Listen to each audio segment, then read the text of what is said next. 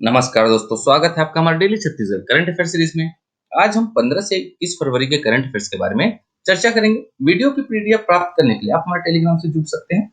साथ ही साथ इसी तरह की करंट अफेयर की वीडियो देखने के लिए सब्सक्राइब करें हमारे इस यूट्यूब चैनल को। दोस्तों, आगे बढ़ने से पहले आपके लिए सूचना है कि कुछ दिनों से अभी वीडियो नहीं आ रही थी, क्योंकि कल से मेरी शादी स्टार्ट हो रही है और उसी की तैयारियों में मैं लगा हुआ था। तो अभी हो सकता है कि आगे कुछ दिनों तक वीडियो थोड़ी देरी से आए, तो उसके लिए मैं आपसे माफी चाहता हूँ। आई होप आप मेरी सिचुएशन को समझ रहे होंगे। चलिए, पिछली वीडियो में हमने जो भी पढ़ा था उसका क्विक रिवीजन हम कर लेते हैं।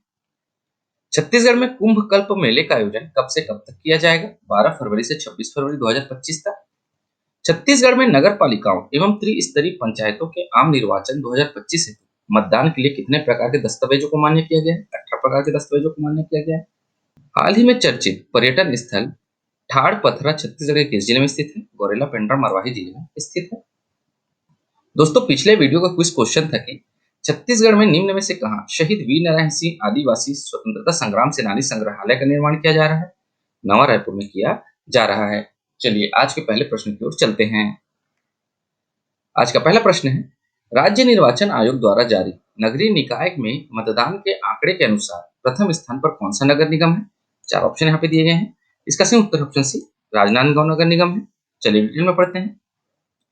छत्तीसगढ़ राज्य निर्वाचन आयोग ने नगरीय निकाय में मतदान के आंकड़े जारी किए हैं।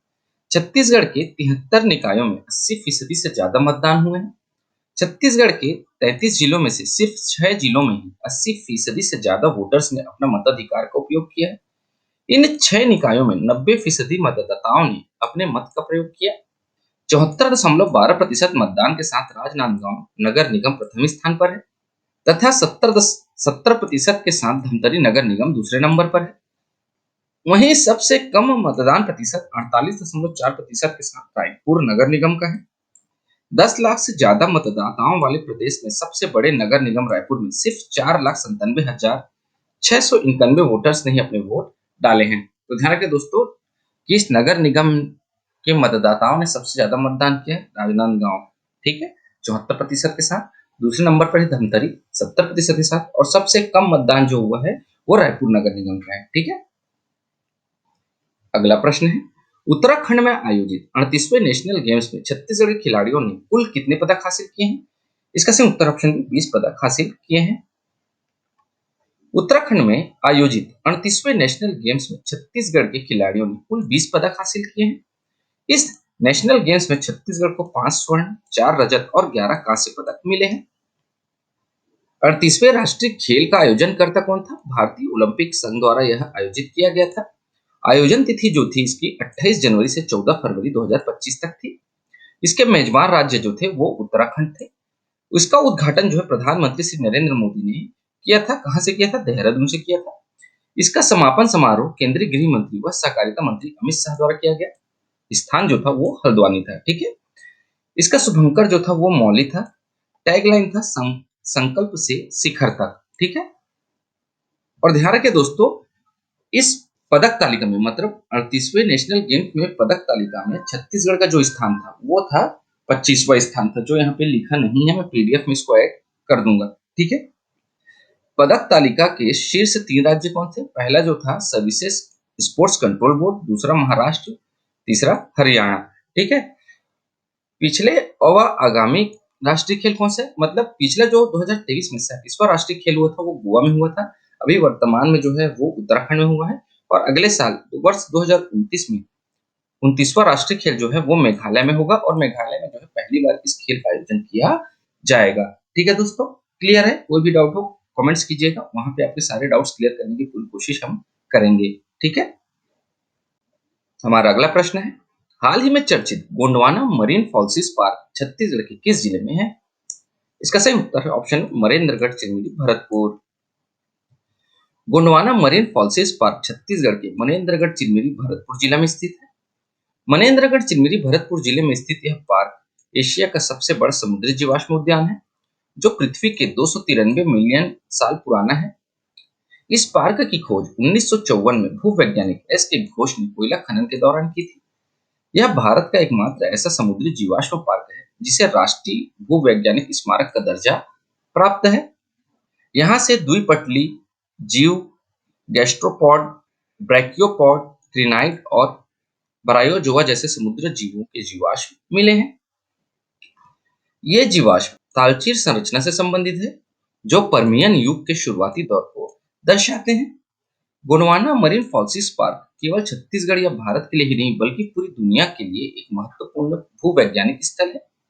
ऐसे ही जीवाश्म ब्राजील के पराना बेसिन, ऑस्ट्रेलिया के न्यू साउथ वेल्स, अंटार्कटिका के एलेक्जेंडर आइसलैंड और दक्षिण अफ्रीका के कारू बेसिन में भी पाए गए हैं।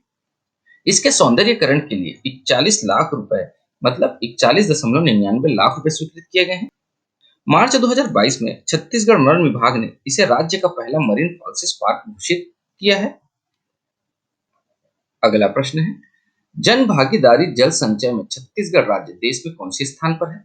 इसका सही उत्तर ऑप्शन है प्रथम स्थान पर है। भारत सरकार के जल विजन 2047 के तहत राज्यों के जल मंत्रियों द्वारा द्वितीय राष्ट्रीय सम्मेलन उदयपुर में संपन्न हुआ। जन भागीदारी जल संचय में छत्तीसगढ़ राज्य देश में अव्वल स्थान पर है। राज्य में जल संरक्षण और संवर्धन के लिए 2 लाख से अधिक संरचनाएं निर्मित की गई हैं।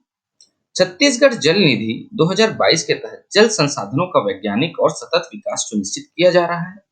इसके अलावा भूजल अधिनियम 2022 लागू किया गया है और भूजल नियामक प्राधिकरण की स्थापना की प्रक्रिया जारी है। जलवायु परिवर्तन से उत्पन्न जल संकट से निपटने के लिए सरकार सूक्ष्म सिंचाई, पाइप सिंचाई नेटवर्क, जल ग्रहण क्षेत्र विकास और जल जागर अभियान को प्राथमिकता दे रही है। छत्तीसगढ़ में गंगरेल डैम, रविशंकर जलाशय से रायपुर और धमतरी की जल आपूर्ति सुनिश्चित की जाती है। जल विजन 2047 के तहत राज्य सरकार ने कई महत्वपूर्ण लक्ष्य निर्धारित किए हैं। सिंचाई क्षमता 37% से बढ़कर 56% करने का लक्ष्य है। ठीक है दोस्तों, तो जल विजन 2047 के तहत जो है ना छत्तीसगढ़ राज्य सरकार ने सिंचाई क्षमता को 37% से बढ़ाकर 56% करने का जो है वो लक्ष्य रखा है। इसको भी आप ध्यान में रखिएगा। ओके, चलिए आगे बढ़ते हैं। हमारा अगला प्रश्न है, हाल ही में चर्चित दुर्ग डोंगरी किले वाली मंदिर निम्न में से किस जिले में स्थित है? इसका सही उत्तर है ऑप्शन सी, बालोद जिले में स्थित है। छत्तीसगढ़ का बालोद जिला अपनी प्राकृतिक सुंदरता और ऐतिहासिक धरोहरों के लिए जाना जाता है। इसी कड़ी में एक अद्भुत स्थान है दुर्ग डोंगरी किल्लेवारी मंदिर, जो प्रकृति प्रेमियों और रोमांच पसंद करने वालों के लिए बेहद खास है। बालोद जिले के डोंडी विकास खंड के ग्राम कोटा गांव के समीप स्थित यह स्थल हरे भरे वनों के बीच ऊंचाई पर बसा हुआ है। आसपास फैले घने जंगल, बोईडीह जलाशय का अद्भुत दृश्य और दूर तक फैली दल्ली राजहरा एवं महामाया की पहाड़ियां इस जगह की सुंदरता को और भी बढ़ा देती है। दुर्ग डोंगरी किले वाली मंदिर केवल धार्मिक स्थल ही नहीं बल्कि एडवेंचर प्रेमियों के लिए भी एक बेहतरीन पर्यटन स्थल है।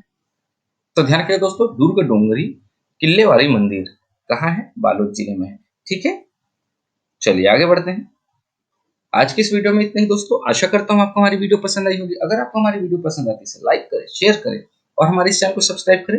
इस वीडियो को देखने के लिए आपका बहुत बहुत शुक्रिया। Thank you very much.